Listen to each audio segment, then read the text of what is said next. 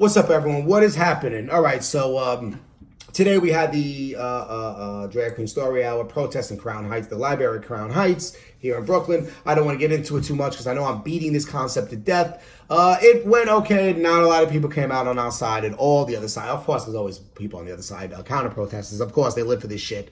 But ultimately, it went all right. Didn't go as good as we were hoping, but whatever, it is what it is. We went out there, we tried. Most people didn't, so we have to be proud of ourselves for at least standing up for truth. Okay, so what this video is about is that up to this point, I've never really dealt with any of the media before, whether it's the big mainstream fake news media like New York Times and CNN and MSNBC and all that crap, or if it's the lower end garbage fake news media like the Brooklyn Eagle and the Gothamist and the Brooklyn Paper or whatever that I'm dealing with. I'm dealing with them now. I don't even know if they can even live up to be like the lesser. This local media that I'm dealing with, I don't think they're in print. I think they're just digital. They're like a step up from being a Facebook group. They're like Instagram reporters or something, or Twitter reporters. They're like one step removed from being that. And this is what we've been dealing with lately. Speaking to them, giving them a statement. What we feel, me and Tag and other people I spoke to, they feel that we're not being quoted properly. So what happens is you give them a long statement, and then you read what they print, and it's just like one little sentence of your long statement, and you're just like, wait a minute. You didn't even take the better part of the statement. You took one little, one sentence out of everything I said. So let me give you an example. It's like if I'm on the scene and I witness something happen, and then they come to me and say, "Okay, Miss Knight, well, what did you see?" And I'm like, "Well, I heard a loud explosion. The building collapsed. There was dust everywhere. There was smoke everywhere. There was fire. There was people running and screaming. There was body parts everywhere. There was blood everywhere. It was just a hectic scene." Then you read the paper the next day and it's like, according to Rick Knight, it was a hectic scene. People were running everywhere. And that's it. And it's like, what the fuck? You just left out all the important part that I said. You just left all that out. You just put the one stupid comment that I made. That's all it really was. And that's what they've been doing to us. Not only that, but when you read any actual statements that you make, it's never even quoted right. It's quoted so wrong. It makes you look stupid. Then they use words that like you didn't even say. So the Brooklyn Paper said something stupid about me. I'm reading it. Well, they didn't say it wasn't about me. They're quoting me, but they just didn't quote me right, so it makes me look stupid. So it says somewhere that I said that the indoctrination of children or something like that. I can't quote them word for word.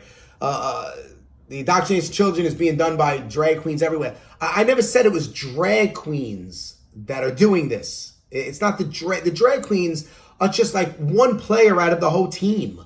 They're not responsible for this. This is a cultural war. We're having a cultural war. That's exactly what this is. It's a grasp for power. It's a power grab. We're all doing this. Even religion is doing this, right? You have Christianity. You have churches everywhere. They're all different from each other. You have the Catholic Church, you have the Protestant, you have the Baptist, you have all these different churches everywhere, and they're all fighting for control. Collectively, they're trying to spread their ideology. They're trying to pull people into the Christian faith. They're trying to control and dominate the culture through their beliefs, through their religious beliefs. The same thing with even the non-religious, even members of the left, the LGBTQR2D2C3PO community. What do you think they're doing? They're trying to dominate, and it's a power grab. It's a cultural war. That's what we're having. Yes, they're indoctrinating children. Yes, Christianity indoctrinates children. Yes, religion itself indoctrinates children. That's what happens with ideology. They try to indoctrinate children. They try to grab the youth because those who have the youth have the future. That's the whole purpose. It is a cultural war. Nothing crazy. I'm not saying anything that's outside the box. This is not a conspiracy theory. I don't think there's generals sitting there poring over plans, trying to figure out how to win this war. I think that there's all these groups and individuals that work collectively, but independently, but collectively to push a certain ideology. Of course, while I'm doing a video, you have to hear one of these sirens once again, as always. So I think that's how that works. Of course, they're going to make me look stupid and foolish in the paper. They won't quote me right. They won't, whatever the case may be. I don't even give a shit at this point because dealing with these low budget news outlets that we're dealing with, it's not like dealing with real law enforcement. It's like dealing with the security guard in Home Depot or something, right? You don't even have a nightstick or nothing. Like he's armed with a pen to just like check off your receipt when you buy something. He's like the guy that gets abused by like young kids and teenagers when they come in the store and they're just like stealing stuff and laughing and running out without paying for it. And he's like chasing them, running around like a chicken without a head. Like that's what you're dealing with these a second-rate, low-budget, wannabe journalists. Half of them I don't even think they're real. I don't even think they're real journalists. The people that came over and spoke to us and called us and shit. I think a lot of them have like fake press kits. Like when we were teenagers and we used to go to 40 Deuce and we used to get fake ID so we can get into the titty bars, and it never ever worked. Right? They always just looked at the ID and they're like, and they're looking at me and they're like, bro, you're not 21. Like, get out of here. They wouldn't even give me the card back. I had to like go buy a new one now. You know what I mean? Like, who are you fooling?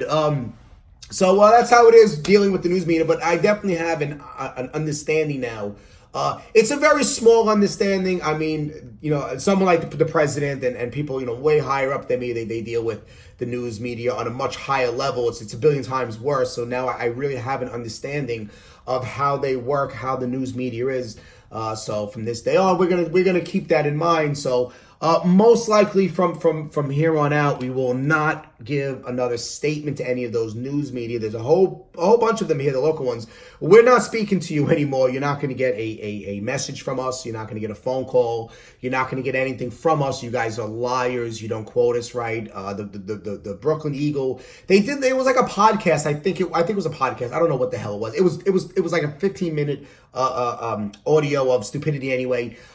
They claim that they reached out to us, but we didn't respond back. That's not true. You're a liar. You never reached out to us. There was another paper that lied and said that they reached out for a comment from us, but didn't get anything back. That's also a lie. That never happened.